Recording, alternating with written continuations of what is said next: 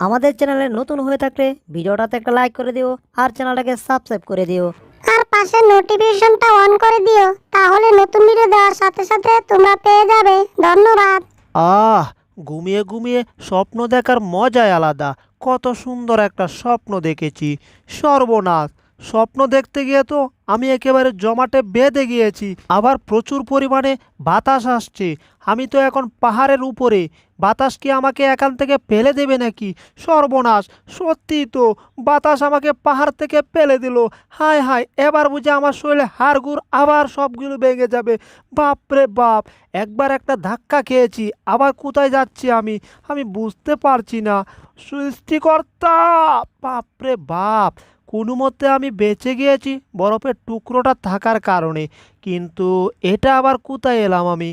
যাই হোক, এই ঘরটা দেখতে অনেক সুন্দর। আবার ঘর থেকে ধোঁয়া বের হচ্ছে, তার মানে এবার আমি বুঝে গিয়েছি এই ঘরের ভিতর ভালো কিছু রান্না বান্না হচ্ছে। এই শীতের মাঝে আমি আগুন তাকাতেও পারবো, কোনো কিছু খেতেও পারবো। তার আগে উকি দিয়ে দেখতে হবে আসলে ঘরের ভিতর আছে কে। কি রে, এটা তো জেরি। আমার সোনার ময়না পাখি, তারা চল ধইরা টানি, সেও কিন্তু আইছে কাছে, কালি হাতে না রে হই, সেও আইছে আমার কাছে, একটা হাসুন নিয়া রে। তখন কি আর আমি কাইছি হাসুনেরও কেদানি, ওরে হাসুনের কেদানি কাইয়া আমি পহলাইয়া আইছি। হ্যাঁ, এটা আবার কোন দেশি গান? গানে গানে বলছে আবার নাকি হাসুনের কেদানি উকাইছে। যাই হোক, ওর সামনে তো কপি দেখতে পাচ্ছি। আহ, কি মজার একটা কপি। এই কপি তো আমার খেতেই হবে, কারণ আমার জিহ্বায় এখন পানি চলে আসছে। আমার সোনার ময়না পাখি, না রে না রে না রে না, না রে না রে না রে না। কি রে, ঘরের দরজা এভাবে টক টক করছে কি? দাঁড়াও, আমি আসছি। এত জোরে আওয়াজ করতেছো, আমার কানের পর্দা পেটে গেছিল। কি রে, এটা কি? কত মোটা হাত, মনে হচ্ছে ভূতের হাত। আমার ঘরে আবার ভূতের আক্রমণ শুরু হলো না তো? না, হাতটা বড় চিনা চিনা লাগছে। এটা ভূতের হাত হতেই পারে না, এটা হচ্ছে টমের হাত। দাঁড়াও টম, তোমাকে আমি এখনই সাহায্য করছি। এই যে, তুমি আমাকে ধরতে চাচ্ছিলে তাই না? এই নাও, এখানে আমি আছি, এবার আমাকে ধরো আর তারপর তুমি মরো। ওরে বাবা রে, গেছি রে। আমার আঙ্গুলের একেবারে 12টা বাজিয়ে ছেড়ে দিয়েছে এই বজ্জাত ইঁদুরটা। এটাকে আমি যতবার গিয়েছি ধরতে, আর ততবারই এটার কাছে আমি মার খেয়ে আলু ভর্তা হয়ে গেছি। হা হা হা হা, আমার ভীষণ হাসি পাচ্ছে। বিড়ালটা আসে আমাকে মার দিতে, আর বিড়ালটা আমার কাছ থেকে মার খেয়ে যায়। হা হা হা। এখান দিয়ে ধোঁয়া বের হচ্ছে, তার মানে ইঁদুরটা এখন রান্না করছে। দাঁড়া, তোর রান্নার আমি 12টা বাজাবো। দিয়েছি এক পু, এবার তুই ভালো করে রান্না কর। কি সর্বনাশ, এই পাইপ দিয়ে এত বাতাস এলো কোত্থেকে? একেবারে চুলার আগুন নিভে গিয়েছে। চুলার আগুন নিভে গিয়ে আমার জন্য ভালোই হয়েছে। আমি এখন এই পাইপ দিয়ে তোমার ঘরের ভিতর ঢুকবো। বাপ রে বাপ, পাইপটা অনেক ছোটো, অনেক কষ্ট করে ঘরের ভিতর ঢুকতে হচ্ছে। আমি ঢুকে যাচ্ছি। মনে হচ্ছে পাইপ দিয়ে বিড়ালটা ঘরের ভিতর ঢুকছে। এই তো আমি হাম্পার দিয়ে হাওয়া দিয়েছি, এবার দেখ এই হাওয়ার সাথে তুই এই দেশ ছেড়ে বিদেশ চলে যাবি।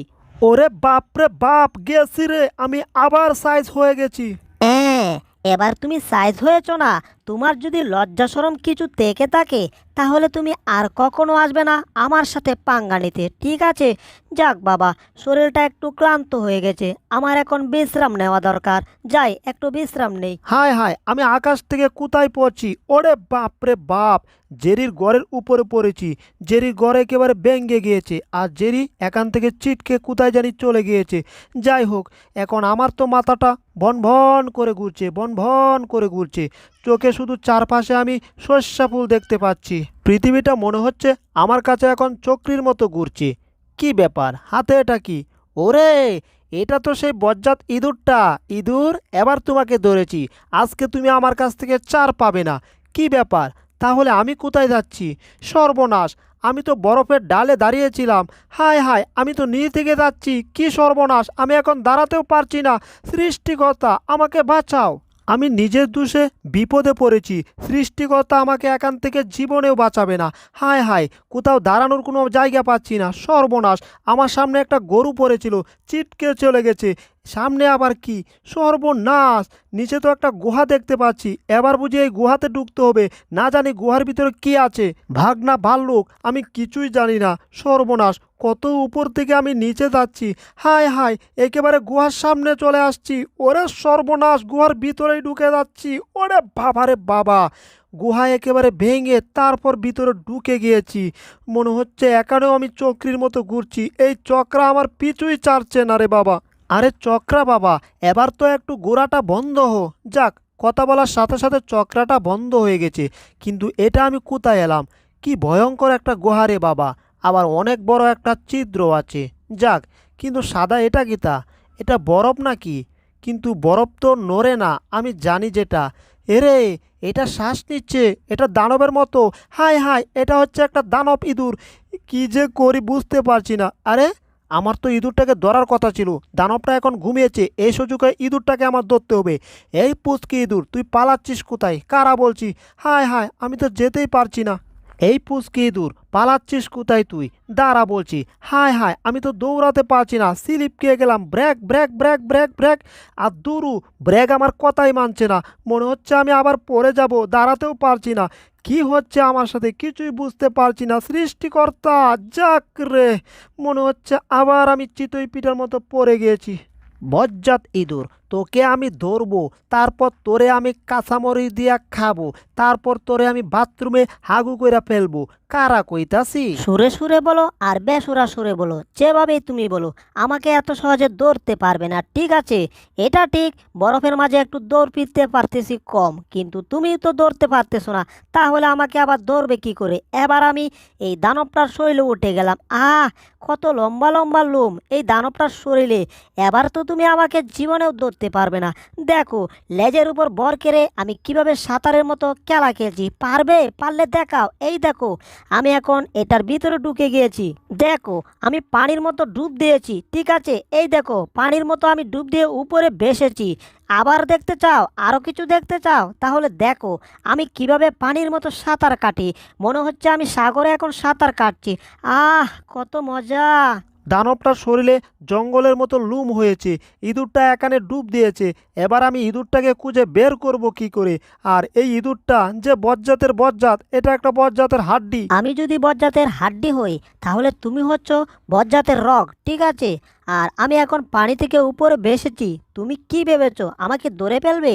কখনোই না। এই দেখো, আমি এই দানবের কানের ভিতর ঢুকে গিয়েছি। এক কান দিয়ে ঢুকে আমি আরেক কান দিকে বের হয়েছি। দেখেছো? আরও খেলা দেখতে চাও? দাঁড়াও, তোমাকে আমি আরও খেলা দেখাচ্ছি। এই যে দেখছো, দানবের মুখের ভিতর ঢুকে গিয়েছি। তোমাকে আরেকটা খেলা দেখাই, তোমাকে আমার জিহ্বা দেখিয়েছি, পারলে এবার তুমি আমাকে ধরো। কি, তুই আমাকে চ্যালেঞ্জ দিয়েছিস? দানব তো এখন ঘুমাচ্ছেই, এর মুখ থেকে তোকে আমি টেনে বের করব। কি ব্যাপার, এটা কোথায়? এটাকে তো মুখের ভিতর খুঁজেই পাচ্ছি না। কি সর্বনাশ, দানবটা মনে হচ্ছে সজাগ হয়ে গেল নাকি? হায় হায়, আমাকে একেবারে উপরে তুলে ফেলছে। কি সর্বনাশ, এই ইঁদুরটাকে বের করতে হবে। হায় হায়, এখান থেকে পড়লে আমি একেবারে বরফের জমাট বেঁধে যাব, মানে বরফে পড়লে আমার হাড্ডিগুলা ভেঙে যাবে। বাপরে বাপ, মনে হচ্ছে দানবটা আমাকে কিছু করবে না। সেটা ঠিক আছে, কিন্তু আমার হাত কোথায়? মনে হচ্ছে তো আমার শরীরে কোনো হাত নেই। আমার হাতটাকে কি করছে দানবটা? সর্বনাশ, মনে হচ্ছে আমার হাতটাকে চিবিয়ে খেয়ে ফেলছে। বাপরে বাপ, কিন্তু আমি আবার ইঁদুরটাকেও মনে হচ্ছে ধরে ফেলেছি। যাই হোক, এই দানবটার হাত থেকে আগে আমার বাঁচতে হবে। কি যে করি বুঝতে পারছি না। কি ব্যাপার, মনে হচ্ছে দানবটা আমার কিছু করবে না, মনে হচ্ছে আমার মহব্বতে পড়ে গেছে। ব্যাপার না, আমি মহব্বতের কিছুই করিনি, ইঁদুরটাকে মনে হয় আমি ধরে নিয়ে আসছি। বন্ধু, তুমি এখানে বসে থাকো, তোমার মতো বলদ দিয়ে আমার কিছু দরকার নেই, কিন্তু দাঁতগুলা তোমার ঘুরে রাখো, এই দাঁতগুলা দেখলে আমার ভীষণ ভয় করে। ঠিক আছে, তাহলে তুমি থাকো, আমি যাব। দানব বন্ধু, তোমাকে আমি একটা কিস দিয়েছি, কারণ ছোটবেলায় তুমি আমার বন্ধু ছিলে। ঠিক আছে, এবার তুমি টমকে মারো। কি? তাহলে তো টমের কবর আছে। এই টম, তোর এত বড় সাহস হয়েছে কি করে?